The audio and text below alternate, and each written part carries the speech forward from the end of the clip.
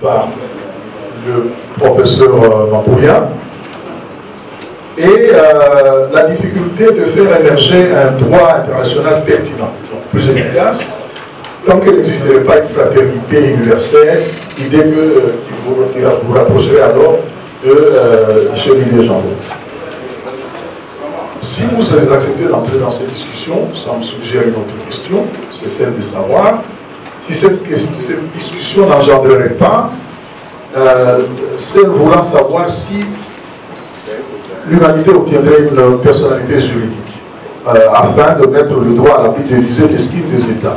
Parce que les États, c'est du self-help, en étant sur le plan international, on n'a pas le droit d'en appeler au ciel, comme dirait John Locke, que de se défendre par ses propres moyens. Et donc, de monstres froids qui font toute action par calcul, comment vous les amener à se soumettre au droit par gentillesse ou bien au nom de la fraternité universelle qui, en mon sens, n'existerait pas encore. Donc, en effet,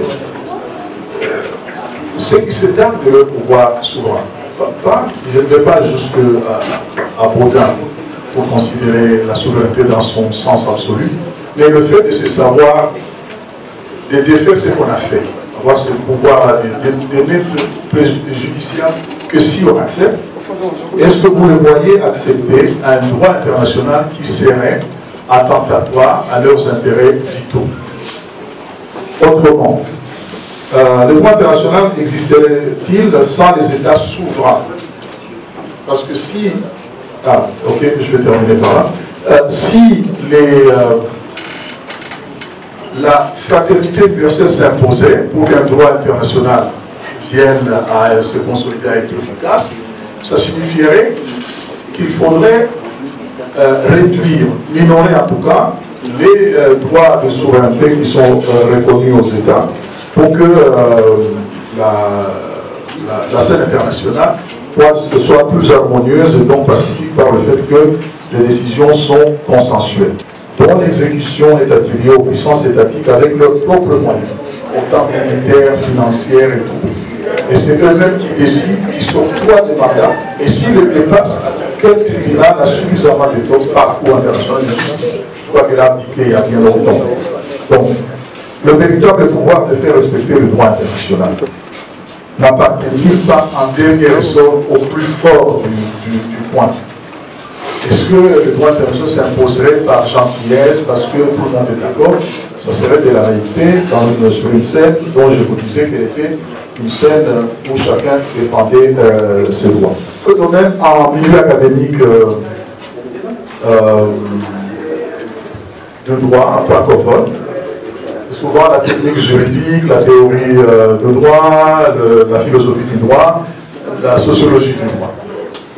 Est-ce que, après votre constat, n'y a-t-il pas moyen dorénavant, et c'est peut-être une de passerelle, de commencer à s'intéresser à faire du droit de la politique internationale, ou l'inverse, la politique du droit international, comme un des domaines de prédilection où les internationalistes du droit viendraient très allègrement faire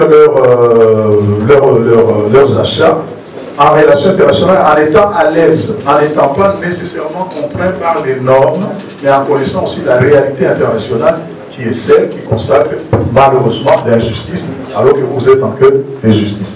Voilà, vous n'êtes pas obligé de répondre à tout, parce que c'est pour préparer les discussions prochaines. Pour l'essentiel, Monsieur le Président, je pourrais m'arrêter là juste. Merci beaucoup. Monsieur Dongogo, je vous informe que le conseil... Beaucoup, Monsieur le Professeur, Président du jury. Merci également au Professeur Henri Morin pour ses commentaires et ses questions. Je pense très humblement que les commentaires sur les bienfaiteurs, le professeur Henri l'a bien souligné, nous continuerons à en parler dans les couloirs, mais en tant que juriste et en tant que sortant un peu de la science, ressortissant d'un État faible, nous n'avons pas d'autres saluts que dans les droits. On ne peut pas ainsi considérer qu'on peut consacrer une sorte de liberté pour certaines puissances d'abuser ou d'utiliser à leur guise les prérogatives qu'ils détiennent du Conseil de sécurité. Sinon, ce serait ainsi un droit discriminatoire dans lequel certains puissants pourraient tout se permettre et d'autres, moins puissants, ne le seraient pas. C'est vrai que dans la réalité des relations internationales, les États puissants, se servant de toute leur puissance, se permettent effectivement de piétiner certains principes de droit international, mais je ne pense pas qu'on arrive à ignorer tout simplement l'interdiction. C'est pour cette raison-là, monsieur le professeur, que même entre les puissants, il se dénonce lorsque l'OTAN a appliqué la résolution 1973 en Libye de manière abusive. Ce sont les États puissants, la Russie ainsi que la Chine, qui l'ont dénoncé dans les procès-verbaux que j'ai répertoriés dans la bibliographie. Les représentants de ces États ont clairement indiqué que c'était contraire au droit international que de se comporter. Je pense qu'en tenant compte des réalités, on ne devrait pas minimiser le rôle du droit dans les relations internationales parce que c'est le seul salut pour qu'on ne retourne pas dans l'anarchie. La position russe, à mon avis, souffrirait de beaucoup de manque d'objectivité, de subjectivité dans la constatation même des nazismes, de la notion du nazisme ou du retour au nazisme. Je ne pense pas qu'il y a un organe consensuel qui a constaté un retour au nazisme. Ce n'est pas un État de manière unilatérale qui devrait estimer que là, nous sommes en présence d'un retour au nazisme pour s'arroger ou activer des mécanismes prévus dans la charte. Donc j'estime que la faiblesse de cette position, c'est que l'appréciation ou la qualification ou le constat du retour au nazisme ne serait fait que par un seul État, de manière à la lumière de ses intérêts, encore une fois, ce qui manquerait carrément d'objectivité. Où est-ce que je vais me situer entre la désuétude et l'émergence d'un droit international humanitaire? Je pense que mon étude part effectivement dans l'essence de ce que le prof Mambouy a prévu, donc la désuétude du système de sécurité internationale. C'est comme ça que ça se lie avec toutes les autres questions. C'est parce que le Conseil de sécurité ne peut pas se servir d'un comité d'état-major qui, conformément à l'article 47 du point 3, doit diriger les forces armées, que le Conseil recourt à des bienfaiteurs, comme les gens prennent l'expression, pour exercer ses missions. Je pense que c'est ce que Mme Monique appelle un abandon par le Conseil de sécurité de ses responsabilités. Et très rapidement,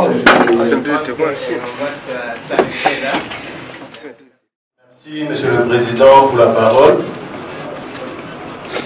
Je fais mien les encouragements et les éloges formulés par le professeur Henri Mova. J'apprécie la constance et la rigueur dont a toujours fait montre les doctorants Lungungu dans l'élaboration de ces différents travaux scientifiques. Je salue la dextérité avec laquelle il a pu intégrer les observations formulées par les différents membres du jury tout au long de l'encadrement. Et je félicite particulièrement son promoteur, le professeur Augustin Mampouya, dont j'ai été assistant il y a 26 ans. Des cultures juridiques. Partant de la Charte des Nations Unies, M. Lungungu, quelle nuance établissez-vous entre les organismes régionaux mentionnés à l'article 52 et toute autre organisation internationale à vocation régionale? Donc, quelle nuance établissez-vous entre les organismes régionaux dont il est fait mention à l'article 52 de la Charte des Nations Unies et toute autre organisation internationale à vocation régionale. Je vous remercie. Le professeur président du jury. Merci également au professeur Richard pour sa question. Je pense que cette question est également liée à une des observations ou des questions du professeur Henri concernant la malheureuse inclinaison des Professeur Henri Mova-Sakani. Le professeur Henri Mova-Sakani concernant la malheureuse tendance ou la malheureuse inclinaison du Conseil de sécurité à recourir à certains organismes ou à certaines organisations. Il a fait allusion à l'OTAN. Je réponds à la question, très rapidement à la question du professeur Richard, et si j'ai encore assez de minutes. Le professeur Richard Lopunda. Vous allez bientôt être son collègue, hein, c'est pour quelques instants, mais dans une minute pour que tu nous basculer, on ne sait jamais. Répondre à la question du professeur Richard Lopunda. La charte de l'ONU, au chapitre 8 à l'article 52, prévoit que la sécurité, dans la mise en œuvre du système de sécurité collective, que les conseils de sécurité s'occupent du maintien de la paix et détiennent la responsabilité principale, mais que les accords et organismes régionaux ont la compétence de régler de manière pacifique les différends qui surviennent dans les régions du monde où ils sont créés, les accords pour les organismes régionaux. Et quant au recours à la force, ces accords et organismes régionaux peuvent être utilisés ou peuvent être autorisés par les conseils de sécurité. La différence avec toute autre organisation internationale et tout autre organisme régional, c'est que les organismes visés par l'article 52 sont principalement ceux qui ont la vocation d'évoluer dans le maintien de la paix et de la sécurité internationale. Ces organismes doivent avoir dans leur arsenal des mécanismes de règlement pacifique des différends et des dispositifs de déploiement en cas d'utilisation ou d'autorisation du Conseil de sécurité. Ainsi donc, cet élément distingue les organismes visés à l'article 52 de toute autre organisation uniquement économique, par exemple, qui n'aurait pas mandat ou qui n'aurait pas la mission, par exemple, de régler pacifiquement des différends, qui n'aurait pas des instances de règlement pacifique des différends dans son arsenal institutionnel, ou qui ne disposerait pas d'un mécanisme de réaction en cas d'utilisation ou d'autorisation par le Conseil de sécurité. Cette question ouvre également l'aspect de la question qu'a évoqué le professeur Henri Mova-Sakani, c'est que le Conseil a aujourd'hui la tendance de ne plus opérer la distinction entre ces organismes. Cette tendance très malheureuse, parce que l'OTAN, par exemple, qui, normalement, c'est que je réponds dans le travail, ne rentre pas dans le cadre de la notion prévue à l'article 52, puisque l'OTAN est créée sur base de l'article 51 et non pas sur base du chapitre 8 ou de l'article 52 de la Charte. L'ennemi qui a justifié la création de l'OTAN se retrouve à l'extérieur de l'organisation et non pas comme le fait l'article 52, les menaces intérieures à la région sont réglées par les organismes régionaux. Donc, si les organismes régionaux visés à l'article 52 sont tournés à l'intérieur de la région, l'OTAN, malheureusement, est tourné vers un ennemi extérieur et les recours que le Conseil de sécurité et les rapprochements de plus en plus fréquents à travers les déclarations communes entre l'ONU et l'OTAN inquiètent puisque c'est une organisation idéologiquement identifiée. Les risques de détournement et de dépassement des mandats est encore élevé de s'en servir. J'autorise les jurys à se retirer pour délibérer à huis clos.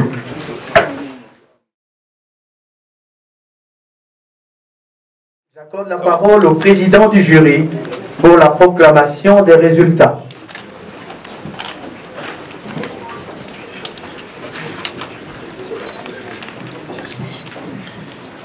Université de Kinshasa, secrétariat général académique, proclamation des résultats. Le jury, chargé de procéder à l'organisation de l'épreuve de thèse de doctorat en droit, a examiné la thèse présentée par le candidat, Monsieur le chef de travaux Lungungu Kidimba Trésor, en vue de l'obtention du grade de docteur en droit. Après délibération à huis clos, Le jury a pris la décision suivante. Monsieur le chef de travaux Lungungu Kidimba Trésor a réussi avec la mention grande distinction.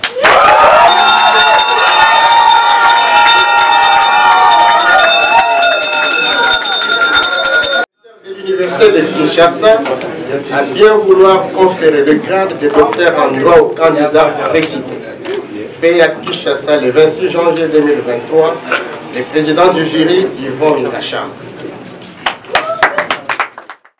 Agissant au nom du recteur de l'Université de Kinshasa, vu le procès verbal du jury chargé de procéder à l'examen de la thèse de monsieur le chef des travaux Lungungu Kidimba Trésor, ferons au candidat précité le grade de docteur en droit. En fin de quoi, nous lui remettons le présent diplôme et les insignes de l'université et déclarons qu'il a la jouissance de tous les droits et avantages attachés au grade académique obtenu, conformément à l'ordonnance loi dont référence ci-haut. Faite à Kinshasa le 26 janvier 2023, pour le recteur de l'Université de Kinshasa, le secrétaire général de la recherche, professeur Antoine Tchimpi Wola Yava.